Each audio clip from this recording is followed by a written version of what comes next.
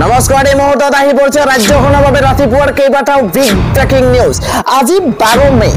অসমৰ লগতে ভাৰতৰ বিভিন্ন প্ৰান্তৰ পৰা ৰাতিপুৱাৰ কেইবাটাও খবৰ আহি পৰিছে এই মুহূৰ্তত জনাই আছো এটা ব্ৰেকিং নিউজ কালি ভোট গণনা চলি থকাৰ মাজতে এক ভয়ংকৰ ঘটনা সংঘটিত হৈছে নিকা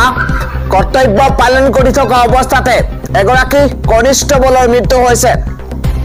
সাপৰ আৰক্ষী থানাত নিয়োজিত হৈ আছিল কনিষ্ঠবল গৰাকী আৰু নিকা কনিষ্ঠবল গৰাকীৰ মৃত্যু হৈছে ভোট কেন্দ্ৰটোত কৰ্তব্যৰত এজন আৰক্ষী কনিষ্ঠবলৰ আকস্মিক মৃত্যু হোৱাৰ খবৰ এতিয়া চৌদিশে শোকৰ ছাপ পৰিছে মৃত আৰক্ষী কনিষ্ঠবলজনৰ নাম আছিল শ্যামল চন্দ্ৰ ৰায় বিলাসীপাৰা সমজিলা আয়ুক্ত কাৰ্যালয়ৰ ভোট গণনা কেন্দ্ৰত এই অঘটন সংঘটিত হৈছে সাপৰ আৰক্ষী থানাত নিয়োজিত হৈ আছিল এই কনিষ্ঠবল গৰাকী আন এটা খবৰ হৈছে অহংকাৰেই পতনৰ চিন যোৰহাটৰ পৰাই পতন আৰম্ভ হল কংগ্ৰেছৰ ৰাজ্যৰ মুখ্যমন্ত্ৰী হিমন্ত বিশ্ব শৰ্মাই নিৰ্বাচনী ফলাফল ঘোষণা হোৱাৰ পাছতেই এইদৰে কংগ্ৰেছক উদ্দেশ্য কৰি মন্তব্য কৰিছে মুখ্যমন্ত্ৰী গৰাকীয়ে কৈছে যে অহংকাৰেই পতন মাতে যোৰহাটৰ পৰাই পতন আৰম্ভ হৈছে কংগ্ৰেছৰ যোৰহাটৰ বিজয়ে অহংকাৰী কৰিছিল কংগ্ৰেছক নিৰ্বাচনত জয়ী হলেই অহংকাৰী হ'ব নালাগে মন্তব্য কৰিছে মুখ্যমন্ত্ৰী হিমন্ত বিশ্ব শৰ্মাই অহংকাৰ কৰিলেই পিছৰ নিৰ্বাচনত পৰাজিত হৈ অহংকাৰক কেতিয়াও মানুহে স্বীকাৰ নকৰে ৰাইজক সেৱা কৰাৰ মনোভাৱেৰে আগবাঢ়িব লাগিব কালি পঞ্চায়ত নিৰ্বাচনৰ ফলাফল চলি থকাৰ মাজতেই মুখ্যমন্ত্ৰী হিমন্ত বিশ্ব শৰ্মাই এইদৰে কৈছে অসমৰ ৰাইজৰ ওচৰত নতশিৰ কৰি আগবাঢ়িব লাগে পঞ্চায়ত নিৰ্বাচনত জয়ী হোৱা প্ৰাৰ্থীসকলক উপদেশ দিছে ৰাজ্যৰ মুখ্যমন্ত্ৰী হিমন্ত বিশ্ব শৰ্মাই আন এটা খবৰ হৈছে পাকিস্তানৰ প্ৰায় 40 জন সেনাৰ প্ৰাণ লৈছে ভাৰতীয় সেনাই এই মুহূৰ্তত জনাই আছো এটা ৱাৰ ব্ৰেকিং পাকিস্তানৰ প্ৰায় 40 জন সেনাৰ প্ৰাণ লৈছে ভাৰতীয় সেনাই অপাৰেশন সিন্দুৰ আজি অব্যাহত আছে শেষ হোৱা নাই অপাৰেশন সিন্দুৰ আৰু অপাৰেশন সিন্দুৰ চলি থকাৰ মাজতেই এবাৰ ভাৰতীয় সেনাই 40 গৰাকী পাকিস্তানী সেনাৰ প্ৰাণ লৈছে এই মুহূৰ্তত জনাই আছো এটা ৱাৰ ব্ৰেকিং আমি জনাই আছো ডাঙৰ খবৰ পাকিস্তানক যোগ্য উত্তৰ দিছে ভাৰতীয় সেনা বাহিনীয়ে এলওচিত হোৱা গুলিয়াগুলিত নিহত হৈছে 40 জন পাকিস্তানী সেনা 35 পৰা 40 জন পাকিস্তানী সেনা নিহত হোৱাৰ খবৰ এই মুহূৰ্তত লাভ কৰা গৈছে অপাৰেশন সিন্দুৰক লৈ সেনাৰ সংবাদমেল 7 মেৰ নিশা 100ৰো অধিক সন্ত্ৰাসবাদী হত্যা কৰা হৈছে অপাৰেশন সিন্দুৰত 9টা সন্ত্ৰাসবাদীৰ ঘাটি ধ্বংস কৰা হৈছে পাকিস্তানৰ কেইবাখনো ফাইটাৰ জেট ধ্বংস কৰিছে ভাৰতীয় সেনাই পাকিস্তানৰ প্ৰায় 40 জন সেনাৰ প্ৰাণ লৈছে এবাৰ ভাৰতীয় সেনাই উচিত প্ৰত্যুত্তৰ দিছে এবাৰ পাকিস্তানক ভাৰতে ধাৰাবাহিকভাৱে যেহেতু প্ৰত্যাক্ৰমণ অব্যাহত ৰাখিছে আৰু তাৰ মাজতে এফালৰ পৰা সন্ত্ৰাসবাদী শেষ কৰাৰ পল লৈছে ভাৰতীয় সেনাই আন এটা খবৰ হৈছে পঞ্চায়ত নিৰ্বাচনৰ ফলাফলে প্ৰমাণ কৰিলে যে ৰাইজ আমাৰ লগত আছে ৰাইজ আমাৰ সৈতে আছে মন্তব্য কৰিছে ৰাজ্যৰ মুখ্যমন্ত্ৰী হিমন্ত বিশ্ব শৰ্মাই পঞ্চায়ত নিৰ্বাচনৰ চূড়ান্ত ফলাফল আজি দুপৰীয়াৰ ভাগতহে ওলাব বুলি ধাৰণা কৰা হৈছে কিয়নো কালি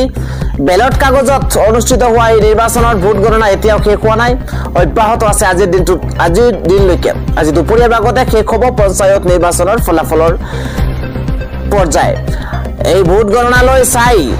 এই নিৰ্বাচনৰ ফলাফল আজি দুপৰীয়াৰ ভাগতহে ওলাব বুলি ধাৰণা কৰা হৈছে আৰু এতিয়ালৈ চলা ভোট গণনা অনুসৰি 397টা জিলা পৰিষদৰ আসনত 170টাৰো অধিক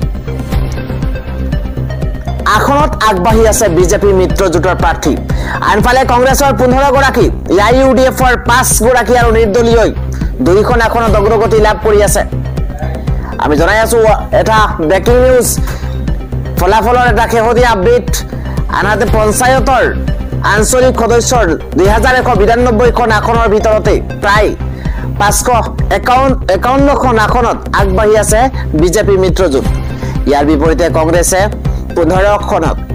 ইউডিএফে 9খন আৰু দলীয় ক্ষমা কৰিব নিৰ্দলীয় 5খনকৈ আখৰত আগবাঢ়ি আছে ইফালে ৰাজ্যৰ পঞ্চায়ত নিৰ্বাচনৰ এই ফলাফল দেখি মুখ্যমন্ত্ৰী হিমন্ত বিশ্ব শৰ্মাই বিজেপিৰ ৰাজ্যিক কাৰ্যালয়ত উপস্থিত হৈ অভিনন্দন জ্ঞাপন কৰে দলীয় সকলো নেতা কৰ্মী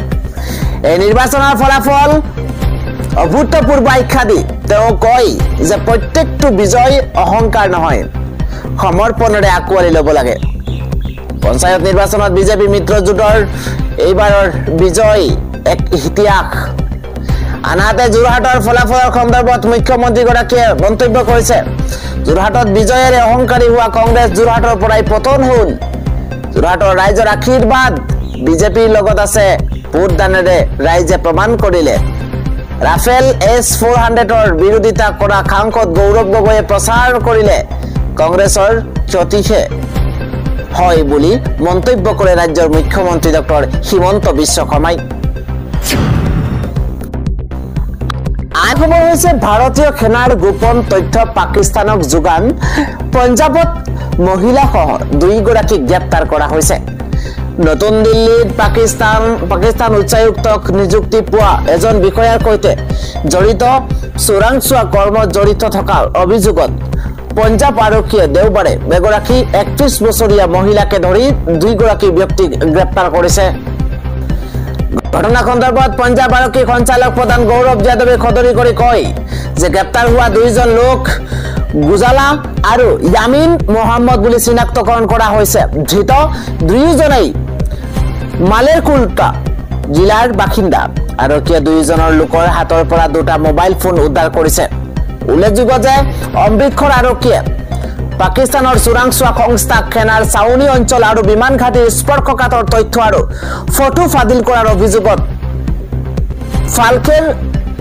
মাসি আৰু সুৰজ মাসি নামৰ 2 গৰাকী ব্যক্তিক গ্ৰেপ্তাৰ কৰাৰ পিছতে এই ঘটনা সংঘটিত হৈছে পৰৱৰ্তী খবৰটো হৈছে পাকিস্তানে গুলি নিক্ষেপ কৰিব আমি বোমাৰে প্ৰত্যুত্তৰ দিম वहां से गुली चलेगी यहाँ से गुला चलेगा তেওঁলোকে তাৰ পৰা গুলি নিক্ষেপ কৰিব আমি ইয়াৰ পৰা বোমাৰে প্ৰত্যুত্তৰ দিম যুদ্ধ বিৰতি উলংঘা কৰি পাকিস্তানৰ গোলা বৰ্ষণ আৰু ড্ৰোন আক্ৰমণক লৈ প্ৰধানমন্ত্ৰী নৰেন্দ্ৰ মোদীয়ে গ্ৰহণ কৰিছে কঠোৰ স্থিতি যুদ্ধ বিৰতি উলংঘাৰ ক্ষেত্ৰত স্পষ্ট ব্যৱস্থা গ্ৰহণৰ নিৰ্দেশ দিছে প্ৰধানমন্ত্ৰী নৰেন্দ্ৰ মোদীয়ে যদি পাকিস্তানী সামৰিক বাহিনীয়ে গুলি চালনা কৰে তেন্তে ভাৰতে প্ৰতিশোধ ল'ব বুলি স্পষ্ট কৰি দিয়ে প্ৰধানমন্ত্ৰীয়ে অপাৰেশন সিন্দুৰৰ এতিয়ালৈ অন্ত হোৱা নাই এই মন্তব্য এইবুলি উল্লেখ কৰিছে প্ৰধানমন্ত্ৰী নৰেন্দ্ৰ মোদীয়ে সামৰিক দিশৰ পৰা প্ৰধানমন্ত্ৰী নৰেন্দ্ৰ মোদীয়ে পাকিস্তানক ধুলিলৈ পৰিণত কৰাৰ প্ৰতিশ্ৰুতি দিছিল আৰু বাহাৱালপুৰ মুৰিদকে আৰু মুজাফফৰবাদ মূল লক্ষ্যস্থানসমূহ